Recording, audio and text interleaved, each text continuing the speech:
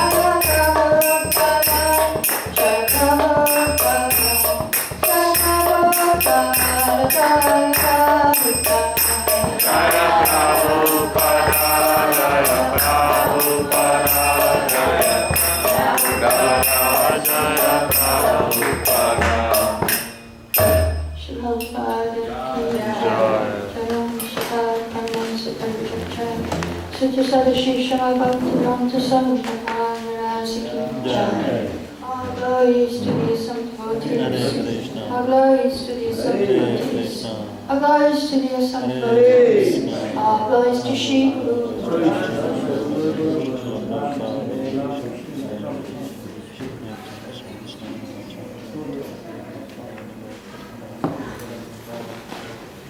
Mukam karoti vachalam vagamam kategi yakikantam vande sigurantinatarnam. Om Agama Chimarandasya Gananjana Shalakaya Chakshramanitam Yena Tasamai Shri Gurave Namaha. So today's topic is my experiences with Srila Prabhupada over the years. It was 1970 in Boston, and I was with my husband, and I was on a search for a guru. And there were many gurus in Boston at that time, so I was guru shopping. And I was trying all the different ones, and I would ask them, what is your process? And if I follow your process, what can I hope to achieve from doing this? So there was one guru who sold us a secret mantra, and he said, you chant this morning and evening, 10 minutes a day, and after 6 months you will become God, or if not God, at least liberated. But it didn't work, so tried another one, different ones, Hatha Yoga, Zen Yoga. Finally, we met the devotees. It was Sunday feast, and we went to the temple. And I said, so what is your process? And they said, you have to chant, dance, and eat. I said, okay, I'll try. I'll try this. And we tried. And after once chanting the Hare Krishna mantra, it didn't go from my head again. It was always in my head. Because I was a musician, and so I would always have music playing in my head all the time. So I was trained to hear I was trained to hear. I went to music school and I was trained as a musician to hear the sound. And when I heard Hare Krishna, I said, well, this is the perfect sound. I have never heard a sound like this before in all my years of music. So before I was trying to associate with the past composers and trying to get into their emotions and their mood when I would play my instrument. But Hare Krishna is, you're trying to associate with the best person, Krishna, God. So that was an amazing experience. And they also told me that if I follow this process, I will see Krishna face to face. So I said, yes, I want to see him face to face. And I still do. Of course, we see the deities, but Prabhupada said, you will, just like we're sitting here, we will see Krishna and we'll talk together. And so that is still my goal, one of my goals. And so what happened was 1970, we went to the temple, and I was more interested than my husband was, so I would go more often to the temple. And after 5 months, the devotee said, why don't you stay here for the weekend in the temple? Prabhupada is coming. So I said, yes. And my husband did not stay, I stayed. And Prabhupada actually did not come. He phoned up on the day he was supposed to come, and he said, I won't be able to come, but I am sending 4 sannyasis. And one of them was Brahmananda, another one was Vishnujan Maharaj. So with Vishnujan Maharaj, we went out on Harinam day and night, the whole weekend. And after that, I was so happy that I said, why should I go back home? And so I went home and said goodbye to my husband, and I joined the temple. And not only myself, but 4 or 5 other devotees who stayed the weekend, they never went back home also. We all didn't go back home because of Vishnujan Maharaj, basically. So 2 months later, my husband also joined. He is his philosophy was, I will not work, I'm a hippie. So I was working a little bit, we had some money, but after I left, and that was it. And he had to also join to be able to follow his philosophy of I won't work, because devotees didn't work. We just went and danced the whole day in the streets, did Harinam. And so that was very nice. I had a few worries before I became a devotee. I said, if I will have to give up my independence. If I become a devotee, I won't be able to dance in the rain anymore. But I danced a lot more in the rain after I became a devotee. In the snow, in the rain, in the sun. 10 hours a day, Harinam. When I joined, we were out on the streets for 10 hours a day. But the reason I joined at that point was because Prabhupada, even though he did not come, just the fact that he said he was coming was enough to push me to take the next step in my spiritual life. So that's what I experienced, not only at the beginning of my spiritual life, but all throughout. Prabhupada is pushing me to take the next step that I have to take when I have to take it. Even now, always he's pushing me to take the next step, take a risk for Krishna. When Prabhupada was here, we took so many risks for Krishna. And even now, we still have that revolutionary spirit, we still have to do that. So, after 6 months, our temple president, who was then Satsarupa, and he was then a Grihastha, and I can tell you about our temple, it was quite amazing. We had also, the press was there, ISKCON press. We were printing books before the BT was printing. And we did Nectar of Devotion there and 2nd canto of Bhagavatam in installments. So not only was I on Harinam the whole day, in my spare time, 4 hours I had to be typing on the computer, typesetting the Macmillan Bhagavad Gita as it is. We had to do the typesetting for the Macmillan Company. So that was also there. And the whole press was there. Jai Doita with Maharaj, he was a brahmachari, he was in charge of the press. Giriraj Maharaj was a brahmachari, he was the Harinam Sankirtan leader. We would all go out together in one van for the whole day and night. And then was Hridayananda, Maharaj was Brahmachari, was the temple commander. Bhavananda was the interior decorator. And Pradyumna was there, he was the Sanskrit scholar.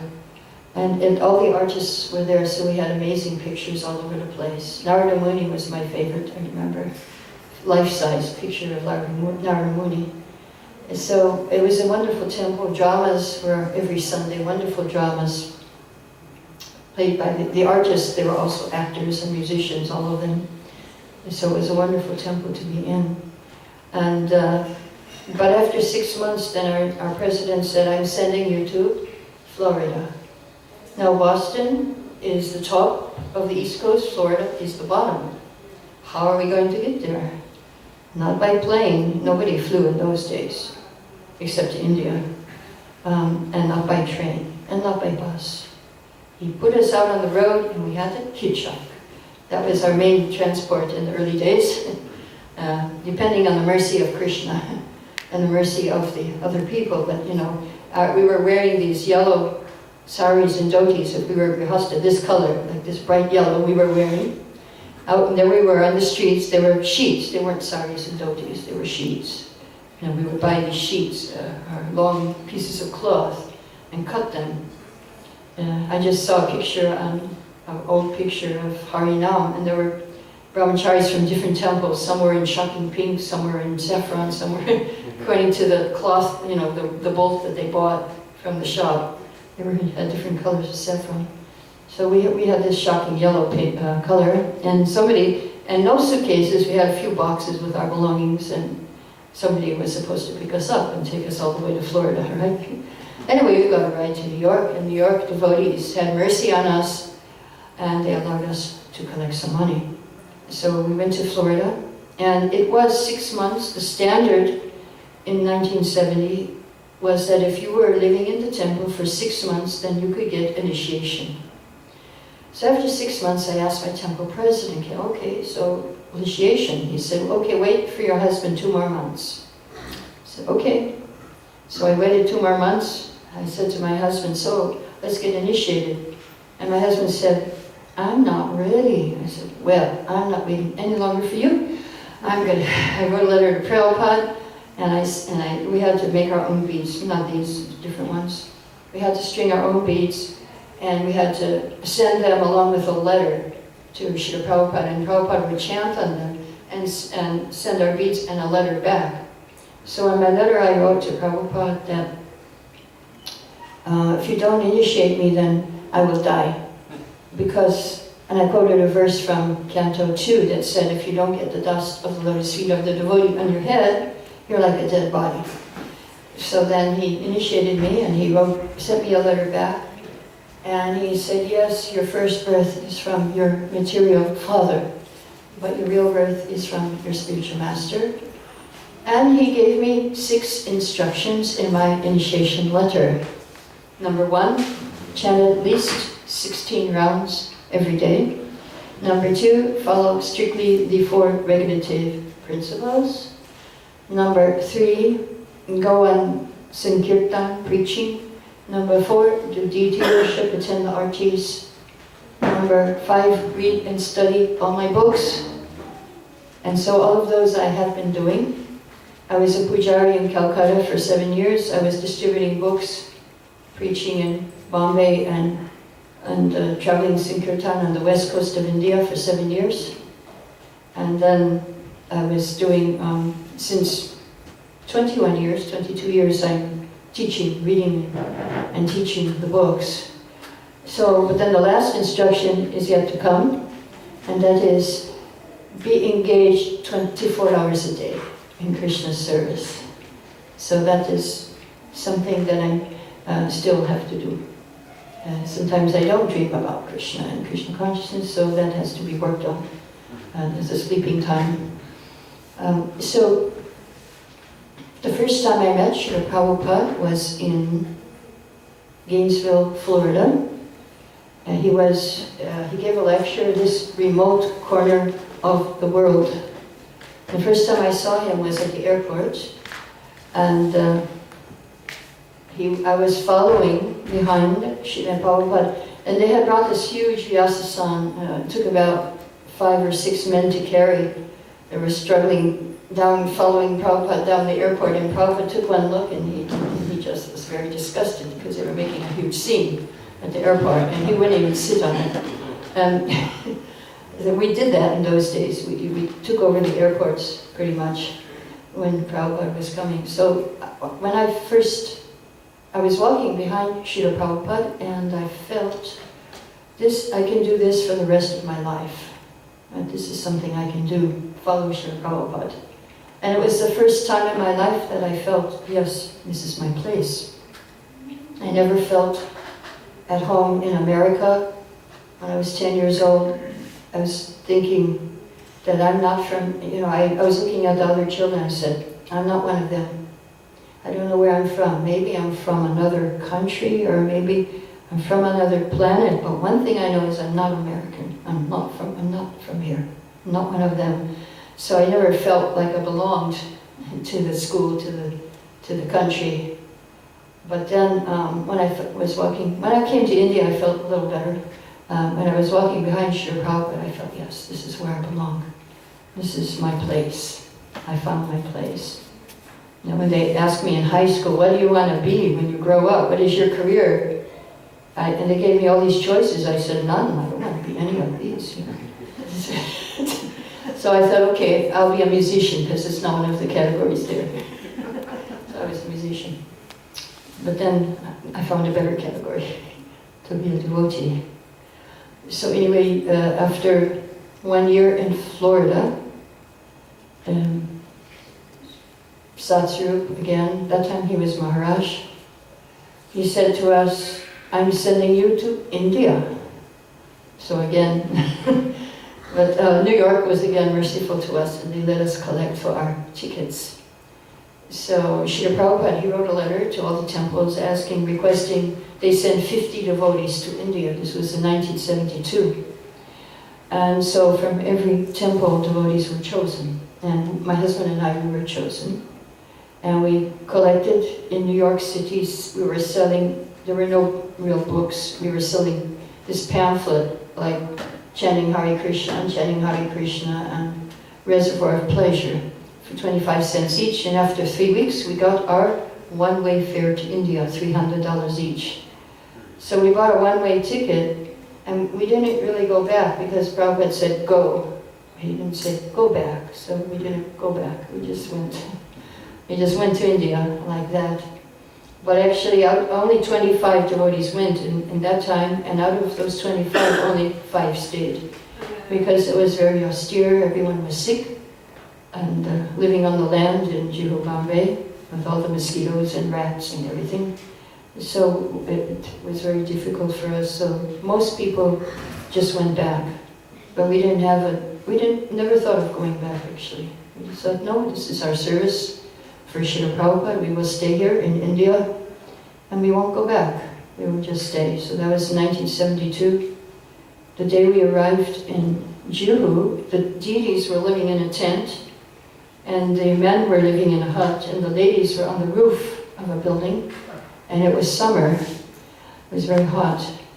So, the day we arrived, the deities' jewelry had been stolen, their crowns and flute, because there was no door. They were just in like a cloth tent or something. There was no door to their deity room. And the one who was guarding, he was sleeping. And so the thieves just went around him and took everything. And then we were eating prasadam in the hut. The hut was the men's ashram, office, kitchen, prasadam room, and etc. Everything else in that one hut. And we were watching the rats walking across the rafters. And I was thinking, I hope he doesn't fall on my plate. And he fell in another person's plate. And I was so happy, but I shouldn't have been. And it was the one who was sleeping while the deity's jewelry was being stolen. The rats fell in. So, yeah, it was a very difficult situation. One of our devotees, he put his raincoat up above the deities so they wouldn't get wet. And then we had this drinking water, so-called. It was in a clay pot, And he would open it up, and all of these bugs and mosquitoes would fly out, and that's what we had to drink. So of course we were all sick within 3 days. It only took about 3 days before you would get sick, and we had nothing, Bisleri, nothing. So, and milk, we would read Krishna book and have milk at night, and you have to pick out all the bugs, because with the light, and then they just go in they fall in your milk. Anyway, these were the austerities that we did, but Prabhupada appreciated them.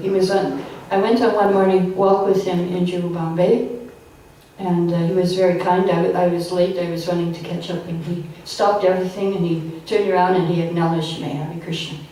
And I felt very wonderful that Prabhupada had that time, and that courtesy, and that respect, even though I was nobody. I was just some woman out of thousands, and still he stopped to acknowledge me. And I didn't remember anything from the walk except that he was walking so fast, and I was trying to figure it out with my intelligence. Now, I'm in my 20s and he's in his 70s. How is he walking so fast? How come I'm so tired? And he's just walking. So, but I could never figure it out with my intelligence. Somehow, I would try to figure Prabhupada out. When he was sitting and giving a class in front of us, it looked like he was projected, like a movie, from another, and I was trying to figure out what dimension is he in, It doesn't look like he's here, he's not here. Intelligence again, but it doesn't work when you're dealing with a pure devotee. You cannot figure out the pure devotee with your intelligence. It's only by devotion that you can understand the pure devotee. And so we came to India in '72, and on Radhashtami we got our Gayatri initiation. Oh, and one thing I forgot to say, I got a second letter from Prabhupada after my initiation letter, and he told me how to do devotional service. He gave me 3 qualities which were the most important. He said enthusiasm, sincerity, and cooperation. The 2 are personal, and one is with the whole society. So to make advancement, it doesn't just depend on your own personal qualifications. You also have to be able to live with devotees and cooperate and serve with everyone. So that these 3 things Prabhupada told me are the most important to make advancement in spiritual life. Cooperation. I heard today's class was on cooperation by Hari Sari Prabhu. So yes. And so in India, the first time I remember seeing Srila Prabhupada was in 1972. Nectar of Devotion classes in Radha Damodar Temple in Vrindavan. And that time Vrindavan was much more like Vrindavan. It was amazing. There was nothing with a motor attached. From Mathura we had to come by horse carriage. From and to Mathura we had to go by horse. And there were very few cycle rickshaws. Nothing with a motor. Cycle rickshaw, and it was too expensive. It was 1 rupee and we didn't have it. So it meant we had to walk everywhere. We had no money. And so we would walk from Raman Reti every day. We would do Harinam to Raman Reti and back. Morning time, Srila Prabhupada would give a Srimad Bhagavatam class, and evening he would give Nectar of Devotion class. And in the Nectar of Devotion class, it was very easy to see that he was trying to persuade the Brijbasis to accept us as Vaishnavas, because we were Western, and we were Mlechas, and so there was some opposition at that time to accepting us as Vaishnavas. So he was quoting Sukadeva Gosvami, the qualification for devotional service is not birth. Anyone can get it. Everyone is qualified to take up devotional service. So Srila Prabhupada, he would